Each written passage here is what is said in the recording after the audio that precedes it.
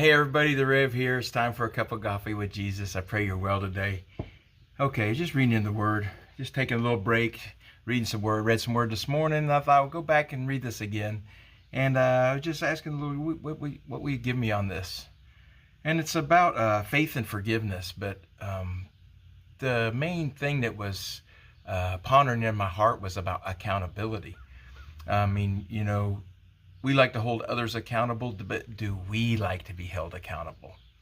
The biggest thing is if you have something to help someone and you can see it, they may be blinded to it. And you withholding that from them is not love. That's the actual opposite of the love. When you have something to help somebody, you have a key and you don't release it. That's like saying, I'm just going to watch you suffer. That's the exact opposite of the love of Christ. And that says here in the Word, this is the Passion Translation today, and this is Luke 17, starting with verse 1. One day Jesus taught his disciples, betrayals are inevitable, but great devastation will come to the ones guilty of betraying others. It would be better for him to have a heavy boulder tied around his neck and to be hurled into the deepest sea than to face the punishment of betraying one of my dear ones. So be alert to your brother's condition, and if you see him going the wrong direction, cry out and correct him.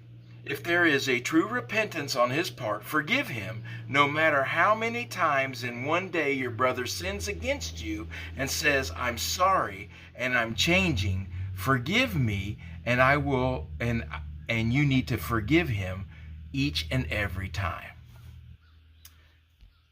I saw something in this that I didn't see before, and it's like, saw it in the context. It was just like, it's better than to lead these ones astray.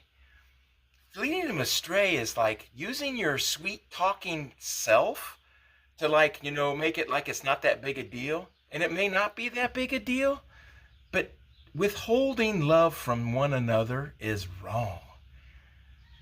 That's what the enemy does. The enemy doesn't know how to love, so the enemy withholds things. And that's why he's the enemy. And the Lord withholds no good thing from you because he loves you. So just think about that.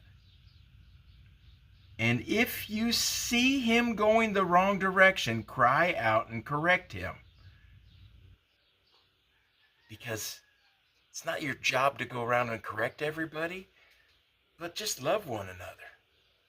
Love them. Love them through those rough patches.